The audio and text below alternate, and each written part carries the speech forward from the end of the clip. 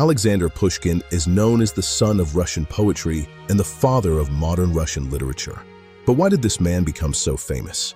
Born in 1799 into a noble family, Pushkin's heritage was a unique blend of Russian aristocracy and African roots through his great-grandfather, Abram Ganable. At the Imperial Lyceum in Tsarskoye Selo, his genius began to shine. Even as a student, he was recognized by the great poets of his time.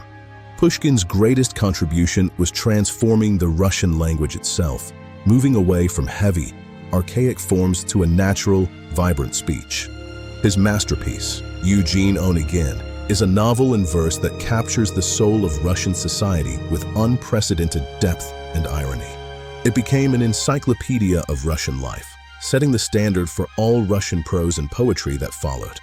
He also brought folklore to high art, writing fairy tales that every Russian child knows by heart even today.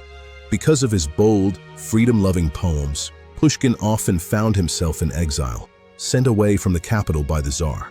These years in the south and in the countryside only deepened his poetic vision and his connection to the Russian spirit.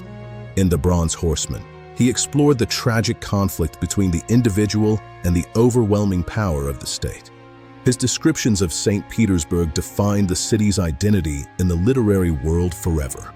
Pushkin was also a pioneer of Russian prose. Stories like The Queen of Spades introduced psychological depth and mystery. His historical novel, The Captain's Daughter, set the foundation for the Russian realist tradition. In 1831, he married Natalia Goncharova, one of the most beautiful women in Russia, but their marriage brought new challenges. The poet's life in the high circles of St. Petersburg was marred by debts, censorship, and malicious gossip. The appearance of Georges Diamnes, who openly courted Pushkin's wife, led to a fatal confrontation.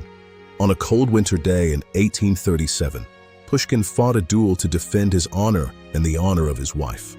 He was mortally wounded. The news of his injury shook the entire Russian nation. 2 days later, Pushkin passed away at the age of 37. A massive crowd gathered to say goodbye to their national hero. Without Pushkin, the works of Dostoevsky, Tolstoy, and Turgenev might never have existed in the form we know. Monuments to Pushkin stand in almost every Russian city, and his birthday is celebrated as the Day of the Russian language. He is famous because he gave Russia a voice. He taught a nation how to express love, sorrow, and freedom in its own tongue. Thank you for watching.